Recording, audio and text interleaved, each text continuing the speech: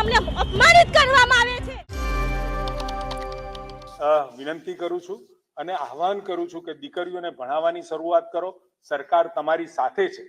ઘરની અંદર કોઈ નાનું મોટું કામ હોય તો એની ચિંતા કર્યા સિવાય દીકરીઓને જો તમે 9 થી 12 ધોરણ સુધી પૂરેપૂરો અભ્યાસ કરાવશો તો સરકાર દીકરીઓને જો વિજ્ઞાન પ્રવાહમાં ભણે તો 25,000 અને સાથે ધોરણ 9 અને 10 ની અંદર પણ 50,000 જેવી માતબર રકમ આપી રહી છે।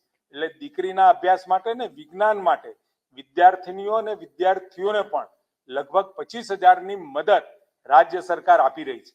સાથે આ વખતે નર્મદા મુખ્ય નહેર આધારિત ઉદ્વહન પાઇપલાઇનો આપણે જે બનાવી છે એમાં ઉત્તર ગુજરાત અને સૌરાષ્ટ્રના વિસ્તાર માટે સિંચાઈના પૂરક સિંચાઈના અર્થે પાણીની ફાળવણી અગાઉ આપણે જે કરતા હતા લગભગ 2191 MCFT કરતા હતા, જેથી કરી અને ખરીફ પાકો ચોમાસા પહેલાના ચોમાસુ પાકો માટે એ બચાવવાનું કામ અથવા તો વહેલી વાવણી થાય એના માટે આપણે આ ફાળવણી કરતા હતા। આ વખતે નર્મદા વિભાગ સાથે પરામર્શ કરી અને મુખ્યમંત્રી શ્રીએ લગભગ 2331 MCFT એટલે લગભગ 140 MCFT વધારાનું પાણી આપવા માટે ખેડૂતલક્ષી નિર્ણયો લીધો છે।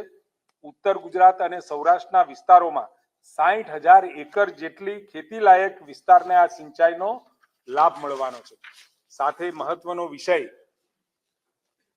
ટેટ અને ટાટની પરીક્ષાઓ એટલે આ પરીક્ષાઓ સીધી કોઈ પણ નોકરી આપવા માટેની નથી, પરંતુ યોગ્યતા પ્રમાણ કસોટી છે અને એ યોગ્યતા કસોટી પ્રમાણ પત્ર મેળવવાની અને લાયકાત પ્રાપ્ત કરવા માટેની પરીક્ષાઓ છે। અને આ પરીક્ષાઓની અંદર આદરણીય ભૂપેન્દ્રભાઈ પટેલ સાહેબે નિર્ણય કર્યો છે માધ્યમિક અને ઉચ્ચતર માધ્યમિકમાં 7500 જેટલી નવી ભરતીઓની એમના અધ્યક્ષપણે અધિકારીઓ સાથે અને બંને અમારા શિક્ષણ મંત્રીઓ સાથે જે પરામર્શ થયો એ મુજબ 7500 જેટલી ટાટ 1 અને ટાટ 2 આ બંનેની અંદર ભરતી કરવાનો નિર્ણય કરવામાં આવ્યો છે અને આગામી 3 માસની અંદર આ ભરતી રાજ્ય સરકાર દ્વારા પૂરી કરવામાં આવશે। સાથે જે ટેટની વાત છે ટેટ 1 ટેટ 2 આ બંનેની અંદર પણ યોગ્યતા કસોટી પ્રમાણ જે આપણે પરીક્ષાઓ લઈએ છીએ એની અને તેમજ ભરતીની આ બંને બાબતો ચર્ચા કરી અને એના માટેના નિયમો યોગ્ય કરી બનાવી અને આગામી સમયમાં પણ આ ભરતીઓ કરવાનો પણ સરકારે નિર્ણય કર્યો છે। અત્યારે જે નિર્ણય થયો છે એની જાણ આપ સૌને કરી રહ્યો છું।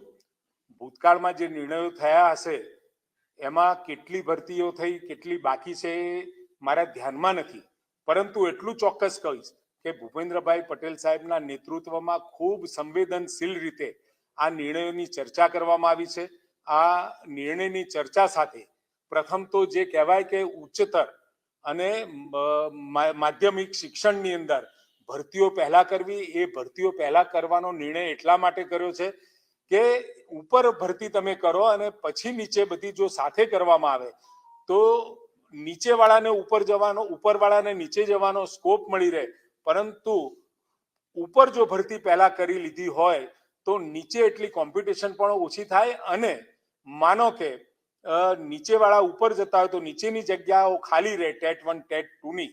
એના કારણે આપણે પહેલા ટાટની જે યોગ્યતા ધરાવતા જે પણ કોઈ આપણા કેન્ડિડેટ્સ છે એમને કામ આપવાનું આપણે નક્કી કર્યું છે, નોકરીઓ આપવાનું નક્કી કર્યું છે।